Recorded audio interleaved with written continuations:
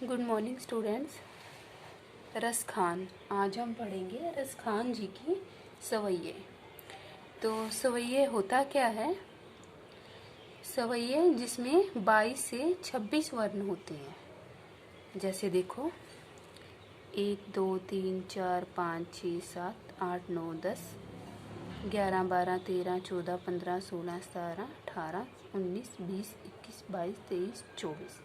तो 22 से 26, 24 है ना, 22 और 26 के बीच इसमें वर्ण माने जाते हैं, उनको सवैये बोला जाता है।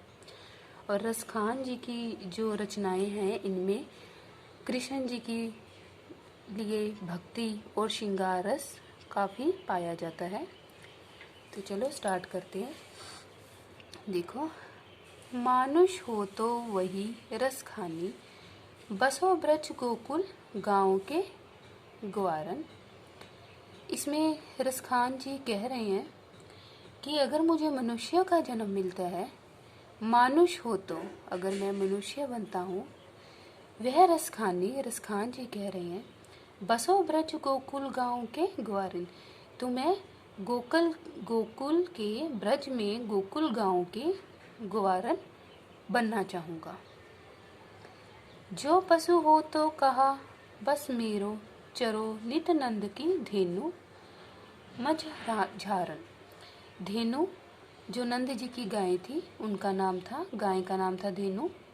तो यहाँ रसखान जी कह रहे हैं कि अगर मैं पशु बनता हूँ तो मैं कहाँ बनना पसंद करूँगा? पशु नंद जी की जो गाँव में धेनु उनकी जो गाय थी वो बनना पसंद करूँगा। पाहन हो तो वही गिरी, कोजो कियो हरिछत्र पुरंदर धारण। आगे वो कह रहे हैं रसखान जी, पाहन मतलब पहाड़। आगे कह रहे हैं पाहन कि अगर मैं पत्थर बनूं तो कौन सा पत्थर बनना पसंद कर रहे हैं रसखान जी? पाहन हो तो वही गिरी पर्वत, जो कृष्ण जी ने जो अपनी तर्जनी उंगली पर उठाया था, गोवर्धन पर्वत उठाया था ना, तो वहीं का ही बनना चाहते हैं। परिछत्र पुरंदर धारण, जिसमें से वो कृष्ण जी ने सभी जो बारिश हो रही थी कई दिनों से, तो गोकुल के जो सारे वासी थे, गोकुल वासियों को उन्होंने उस पहाड़ के नीचे कर लिया था, बारिश से बचाया था। तो वही पत्थर, उसी पहाड़ का पत्थर बनना पसंद करेंगे। जो खग हो तो बसेरो, करो मिली कालंदी कूल कदम की डारन। आगे रसखान जी कह रहे हैं जो खग हो तो, कि अगर मैं पक्षी बनता हूँ तो कौन सा पक्षी बनना पसंद कर रहे हैं वो? करो मिली कालिंदी कूल कदम की डाल। कदम, वो जो कदम का पेड़ है, जो यमुना जी के किनारे पर कदम का पेड़ है, जिस पर पक्षी चहचहाते हैं ब्रज में ही, तो वो वाला पक्षी बनना पसंद करेंगे। तो इसमें रसखान जी का कहने का भाव है कि चाहे वो मनुष्य बने, पशु बने, पत्थर बने या पक्षी बने, किसी भी रूप में बने, पर वो कृष्ण जी के ब्रज में, गोकुल में, वहीं उनसे उनके पास रहना चाहते हैं, किसी ना किसी तरह से कृष्ण जी के साथ जुड़े रहना चाहते हैं।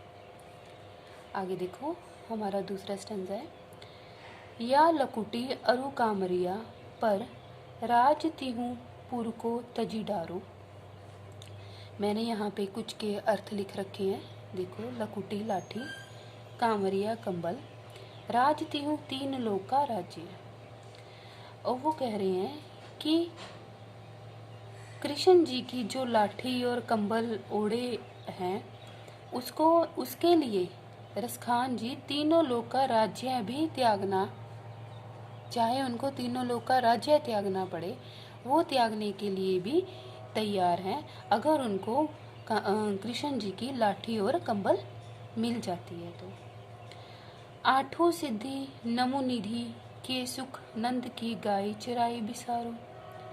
आगे कह रहे हैं कि वो नंद की गायें चराए, मतलब नंद जी की गाय चराने के लिए कौन सा सुख त्यागना चाह रहे हैं?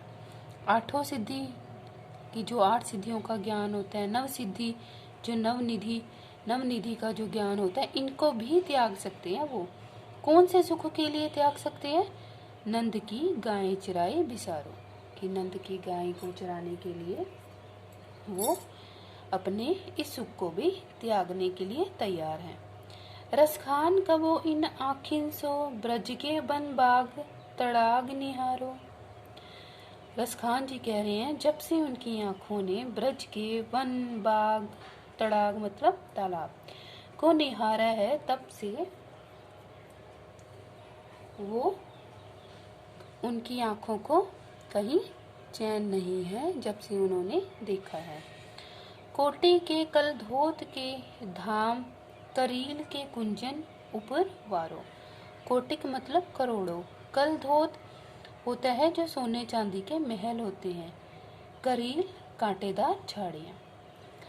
यहाँ रसखान जी कहना चाह रहे हैं जो ब्रज में जो वन है वहाँ पर जो कांटेदार झाड़ियाँ हैं, उनके लिए वो कलधोर सोने चांदी के महल तक वार सकते हैं, कि वो वहाँ रहना पसंद करेंगे, सोने चांदी के महलों में रहना पसंद नहीं करेंगे। वो ब्रज भूमि के जो कांटेदार झाड़ियाँ हैं, वन है, वहाँ रहना ज़्यादा पसंद करेंगे। ठीक है, आगे देखो थर्ड। मोर पखा सिर ऊपर राख्यो, गुंजकी माल करे पहिरोगी। यहाँ पर जो गोपियाँ हैं आपस में बात कर रही हैं, रसखान जी ने वो वाला यहाँ पे दृश्य दिखाना चाह रहे हैं कि जो गोपियाँ आपस में बात करती हुई कह रही हैं, वो एक दूसरे का मन बहलाने के लिए कृष्ण जी का रूप धार रही हैं। देखो कैसे, मोर पखा सिर ऊपर राख्यो, एक गोपी दूसरी गोपी से कह रही है कि मैं कृष्ण जी की तरह ही मोर का पंख है जो अपने सर पर लगा लूंगी, कि जैसे कृष्ण जी के लगा होता है। गुंज की माल करे पहिरोगी, मैं गुंज की माला भी पहन लूंगी। ओढ़े पीतम्बर ले लकुटी, बन गोधन ग्वारिन संग फिरोगी। वो कह रही है कि पीतम्बर पीले वस्त्र, कि मैं पीले वस्त्र भी पहन लूंगी, लकुटी भी पहन लूंगी, गोधन ग्वारनी संग फिरूंगी, और गैया भी चराऊंगी, गो को भी चराने के लिए इधर उधर घूमूंगी। भाव तो वो ही मेरो रसखान, अब यहाँ रसखान जी उनकी बातों को बताते हुए कह रहे हैं कि भाव तो वो ही, कि हमें भी कृष्ण जी बहुत प्यारे हैं, हम भी उनसे बहुत प्रेम करते हैं। सो तो तेरे कहे सब स्वांग करूंगी, कि ये गोपी दूसरी गोपी से कह रही है जो तू कहेगी मैं वही सारे स्वांग करूंगी। स्वांग मतलब कि मैं वही सारे काम करूंगी जिससे श्री कृष्ण की बातें जुड़ी हुई हैं। पर वह एक काम करने के लिए मना कर रही है, कौन सा? या मुरलीधर की अधरान धरी, अधरा ना धरूंगी। अधरान मतलब होठों पर, अधरा होठ, मतलब कि या मुरलीधर कृष्ण जी की जो मुरली है, बंसुरी है, वो जो है वह उसको अपने होठों पर नहीं लगाएंगे, उनकी तरह कपड़े पहन लेंगी, मोर पंख भी लगा लेंगी, गुंज की माला भी पहन लेंगी, पीले कपड़े भी पहन लेंगी, गाय भी चराएंगी, पर वो बंसुरी को अपने होठों पर लगाने से मना कर रही हैं। क्यों? क्योंकि उनको लगता है कि बंसुरी से की वजह से ही वो अपनी गोपियों से कृष्ण जी दूर हुए हैं, क्योंकि वो बांसुरी को अपनी सोतन मान रही हैं, इसलिए वह गोपियाँ बांसुरी को अपने होठों पर नहीं लगाना चाहती। आगे देखो लास्ट है, कानिंदे अंगूरी रबियो रहिबो, जब ही मुरली धुनी मंद बजे। आगे वो कह रही हैं कि कृष्ण जी जब भी अपनी मुरली बांसुरी बजाएंगे, उनकी धुन जब भी बजेगी, वो कह रही हैं कानिंदे, कानों में अंगुली दे लेंगे, कि वो उस धुन को नहीं सुनेंगे। मोहिनी तानन सो रस खाने, अटा चढ़ी गोधन गए हो तो गोए, कि वो जो रसखान जी आगे कह रहे हैं कि चाहे वो अटारे पर चढ़ जाएं, कि ऊंची जगह पर जाके भी चाहे कृष्ण जी मुरली बजाएं, पर वो फिर भी उनके ऊपर कोई असर नहीं होएगा। गोहो तो गाए, मतलब गाते मुरली बजाते रहे, हमारे ऊपर कोई असर नहीं होगा। तेरी कहो सिगरे ब्रज लोगिन काली कोई कितनो समझाए, कि ब्रज लोगिन काली कोई कितनो समझाए, कि अब तो कि कितना भी कोई समझा ले, हम उनकी जो मुरली है उसको अब हम नहीं सुनेंगे, उनकी धुन में हम नहीं मस्त होंगे, मतलब उनकी धुन में हम नहीं मगन हो जाएंगे, ऐसा गोपियाँ सोच रही हैं। पर फिर वो आगे क्या कह रही हैं, माई रे, कि हे मैया, वाह मुख की मुस्कानी सम्हारी, ना जय हो ना जय हो ना जय हो। वो कह रही है,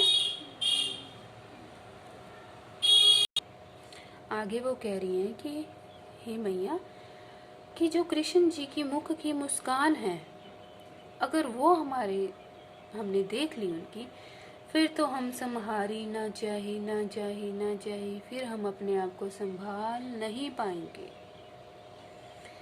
मतलब कि अगर हमने एक बार उनका मुस्कुराती हुई मुस्कान देख ली, उनका चेहरा देख लिया कृष्ण जी का, फिर हम अपने वश में नहीं रहेंगे, फिर तो हम सब जो हमने सोच रखा है वो सब भूल जाएंगे। ठीक है, तो रसखान जी की कविता में काफ़ी अच्छा गोपियों का, कृष्ण जी का अच्छा श्रृंगार वर्णन है, भक्ति रस है। तो आज हम इतना ही करेंगे। ठीक है।